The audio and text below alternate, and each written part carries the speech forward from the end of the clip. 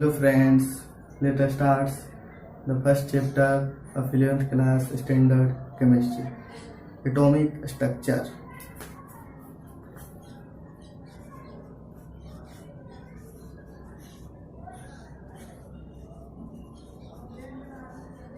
Yeah, structure of atom.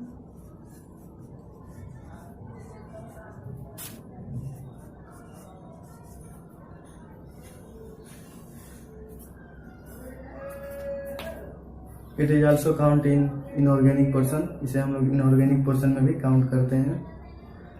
Let us start with the question, how the matter is composed. Any matter, if we talk about marker, blackboard, water and air all around us is a matter, and this matter is present in different physical forms, like marker is a solid, water is a liquid, and all around us air is a gas. We keep breaking this marker in a smaller particle, smaller and smaller, then further smaller. Then what is the smallest unit of matters? Lakhs. यदि हम इस marker को छोटे से छोटे टुकड़े में तोड़ते जाएं, तो जो सबसे छोटा इकाई होगा वह कैसा दिखेगा, किस तरह का होगा. John Dalton for the first time he suggests a theory regarding the composition of matter. John Dalton एक साइंटिस्ट थे, उन्होंने सबसे पहले एक थ्योरी दिया मैटर के बारे में. He said that the smallest unit of any matter is atom. किसी भी पदार्थ की सबसे छोटी इकाई एटम होती है. Atom can not be further divided. Atom को फर्दर डिवाइड नहीं किया जा सकता है.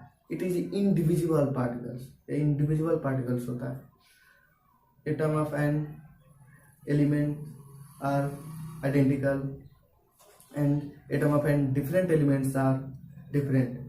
यदि हम एक ही पदार्थ की बात करें या एक ही तत्व की बात करें तो उनके सभी एटम जैसे होते हैं, और डिफरेंट पदार्थ की बात करें तो उनके एटम्स डिफरेंट होते हैं. Atom of an element combine to form molecules.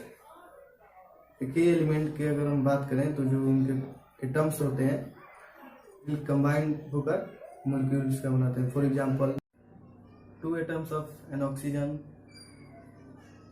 combine to form oxygen molecules. 2 atoms of an nitrogen combine to form nitrogen molecules. Atoms of an different elements combine to form compounds.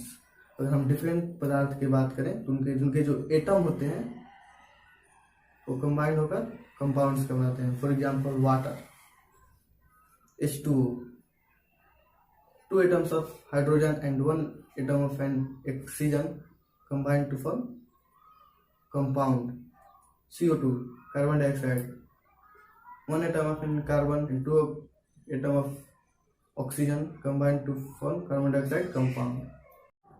ये कहा जाता है कि एक Indian philosopher कनज ऋषि थे. He had also suggested the same theory in Sanskrit. महर्षि कनज ऋषि ने भी यह सेम थ्योरी कही थी जो जॉन डाल्टन ने कही थी. बस सिर्फ डिफरेंस था तो भाषा का, लैंग्वेज का. कनज ऋषि ने एटम को परमाणु कहा था. उन्होंने कहा कि किसी भी पदार्थ की सबसे छोटी इकाई परमाणु होती है.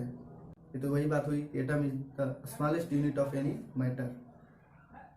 परमाणु अविभाज्य होता है. Atom can not be further divided.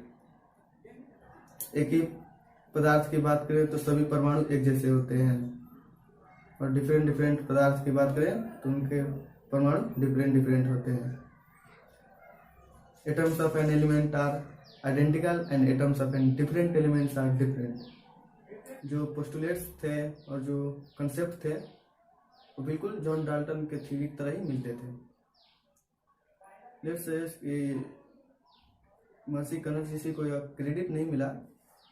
ये बात नहीं पता चला कि ये बात उन्होंने ही कही थी. संस्कृत में लिखा हुआ मिलता है, तो जिस टाइम में थे, जिस प्लेस पे थे, इसके अनुसार उन्होंने अनुमान लगा कर कहा था कि वही लिखे, बस इसका कोई ठोस प्रमाण नहीं है।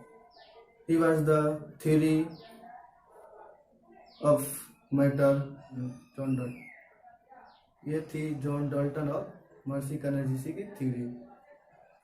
बट जॉन डाल्टन की थ्योरी और मर्सी कनर्जिसी की थ्योरी फेल हो गई। फेल होने की खास वजह, उसने कहा कि atom is the smallest unit of any matter. यह गलत साबित हो गई। एटम से भी छोटे पार्टिकल होते हैं, यह साबित हुआ और एटम के अंदर ही हुआ। इस पूरे चैप्टर में हम लोग ये चीज समझेंगे कि जो एटम है किस तरह दिखता है, कैसा होता है, चीजों को हम लोग समझेंगे। मैं बता दूं कि ये जो एटम है, ये जो परमाणु है, इतने छोटे पार्टिकल्स हैं, इतने छोटे पार्टिकल्स हैं, आज तक किसी ने नहीं देखा और ना ही शायद कोई भविष्य में देखा जा सकेगा।